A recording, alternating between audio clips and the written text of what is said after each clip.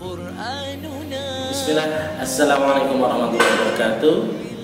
Para wali santri SD Darussalam yang berbahagia, syukur alhamdulillah hari ini kita dipertemukan oleh Allah Subhanahu wa taala dalam kondisi sehat walafiat, tentunya masih membawa nikmat iman dan Islam, nikmat yang patut untuk kita syukuri. Oke, ini melanjutkan ada sebuah pertanyaan, Pak Hafid, apa yang dimaksud dengan tahsin? Karena di beberapa grup Darussalam selalu bahkan tiap hari kita senantiasa mengajak anak-anak untuk membawa buku tahsin. Tahsin adalah seni mentilawahkan Al-Quran sesuai dengan perintah Allah Subhanahu wa taala dan yang telah dicontohkan oleh Nabi kita Nabi Muhammad SAW. Jadi sebenarnya tahsin ini diperintahkan agar kita bisa membaca Al-Quran dengan memperbagus.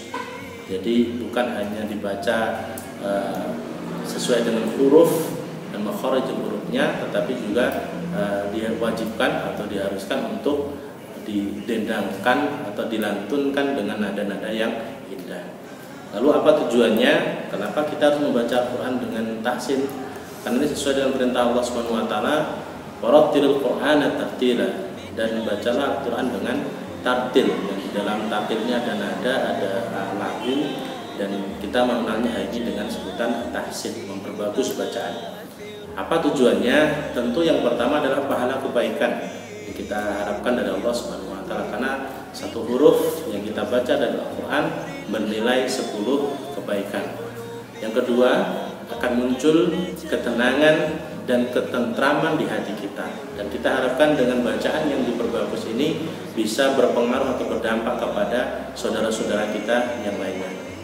Lalu jika ada pertanyaan, siapa imam qori kita atau imam Quran kita, maka jawabannya adalah karena kita di wilayah Asia Tenggara, imam kita yang masyhur adalah Imam Hashim dari riwayat Hafiz. Jadi Hashim punya dua murid, Hafiz dan Subah. Yang kita pakai di sini adalah dari riwayat Imam Hashim dari riwayat Hafiz.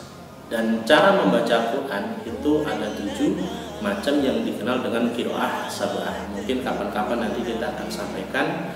Dan langgam yang masyhur yang terkenal dengan nada ada diantaranya ada bayati atau kurdi, ada soba, ada hijaz, ada nahawan, ada ros, ada sika dan diharka.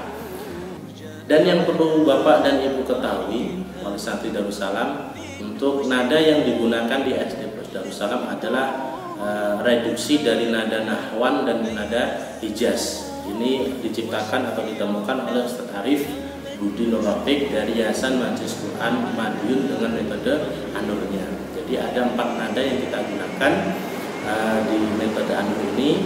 Ada nada yang pertama itu naik, nada yang kedua naik, nada yang ketiga turun, dan nada yang keempat turun. Nanti kita akan contohkan. Bapak dan Ibu yang dirahmati Allah Subhanahu wa taala, dalam metode An-Nur terdiri dari 3 jilid. Jilid yang pertama adalah membahas tentang pengenalan huruf hijaiyah dan juga ketegasan baca. Nah, perlu kita ketahui bersama bahwasanya di jilid 1 ini bisa kita katakan ini adalah pengenalan dasar, atau kita bisa menyebutnya ini cetakan awal. Kalau membaca di jilid 1-nya ini lancar, ketegasannya oke, kelancarannya bagus, insya Allah akan mempermudah pada jilid 2 dan jilid ketiga. Dan kita ketahui bersama banyak kesalahan terjadi justru di jilid pertama. Satu contoh kita contohkan di jilid 1 halaman 1 ada pengenalan huruf abata, misalkan abata, ta'ata, ba'aba, jada'a, dan seterusnya. Apabila kita membaca dengan tegas, insya Allah ini akan bermanfaat bagi jilid yang lainnya. Namun terkadang anak-anak kita membaca dengan cara yang kurang tegas, seperti contoh abata, ba'aba, ta'ata. Nah, huruf yang ketiga yang mereka baca ini sudah terjadi satu kesalahan, yaitu terlalu panjang, padahal tidak demikian. Maka kita harus mengajari anak-anak kita dengan cara membaca yang tegas. Abata, ba'aba, ta'ata, tak tak tak tak tak tak tak tak tak. Kira-kira demikian. Untuk selanjutnya jilid 2, bacaan panjang 1 ainan dan atau 5 harokat. Jadi di jilid 2 ini akan dibahas tentang bacaan-bacaan yang dimulai dengan bacaan panjang satu mat. Contohnya bana, bana, tanah, tanah, sana. Kalau kami menyebutnya metode ini di ayun. Jadi tiap dia ketemu mat tobi'i satu ayunan, maka kita bana, tanah, jana. Cukup diayun dengan satu ayun ini, insya Allah akan selamat. Dan di jilid ketiga nanti kita akan berbicara tentang dengung dan hukum-hukum baca. Insya Allah akan kita bahas di kesempatan berikutnya. Bapak dan Ibu yang dirahmati Allah, contoh dari penggunaan nada di An-Nur ini adalah yang pertama kita dindangkan dengan irama. Nada pertama naik, nada kedua naik, nada ketiga turun, nada ketiga turun. Nada pertama naik, nada kedua naik, nada ketiga turun, nada ketiga turun. Kita bisa menggunakan aplikasi untuk penerapan 4 nada ini, khususnya di halaman 9 jilid 2. Kita simak.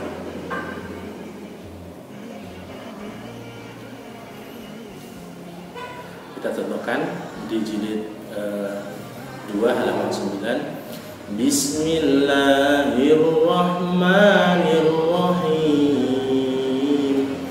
Idza talaha hada batilan tatamara ala ta'amil.